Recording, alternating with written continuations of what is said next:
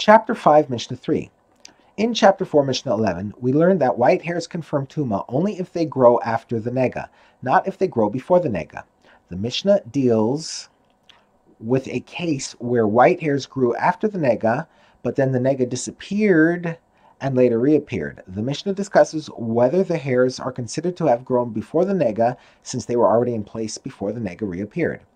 Regarding a Nega that has deposited hair, a term the Mishnah will soon define, Akavia ben Mahalalel rules it Tame, i.e. the Nega is confirmed Tame, but the sages rule it Tahor, i.e. the Nega is only confined. The Mishnah elaborates.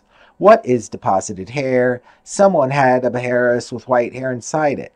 Then the beharis went away, leaving the white hair in place. Afterward, the Nega reappeared. The hair in this case is called deposited hair because when the beharis left, it deposited the hair on the skin until the beharis returns.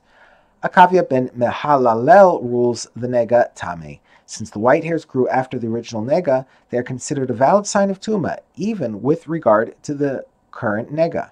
But the sages rule the Nega Tahor because they hold that the hair is a valid sign of Tuma only if it grows after the current Nega. Here the hair grew before the current Nega, therefore it cannot confirm its Tuma.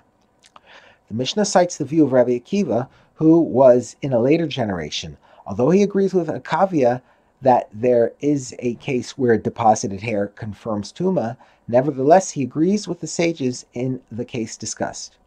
Rabbi Akiva says, I agree with the sages in this case where the Nega entirely went away and then returned, that the Nega is Tahor. This is not the case of deposited hair that confirms Tuma. What then is the case of deposited hair that confirms Tuma? The case is as follows. Someone had a beharis the size of a gris on his skin, and it had 2 white hairs in it. Then a half gris of the Nega went away, but the white hair remained in the beharis that was left. Afterward, the other half gris returned. Since the Nega never went away entirely, the current Nega is clearly a continuation of the original Nega. Therefore, the white hairs that grew in the original Nega can confirm the current Nega as well. The sages of Rabbi Akiva's time respond. The sages told him, just as the earlier sages rejected the words of Akavia, so too your words do not stand.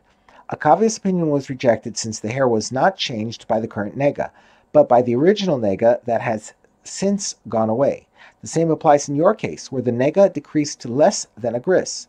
Since a Nega less than a gris is not saras at all, the original Nega which produced the hair is considered to have gone away. Thus the Nega is not confirmed.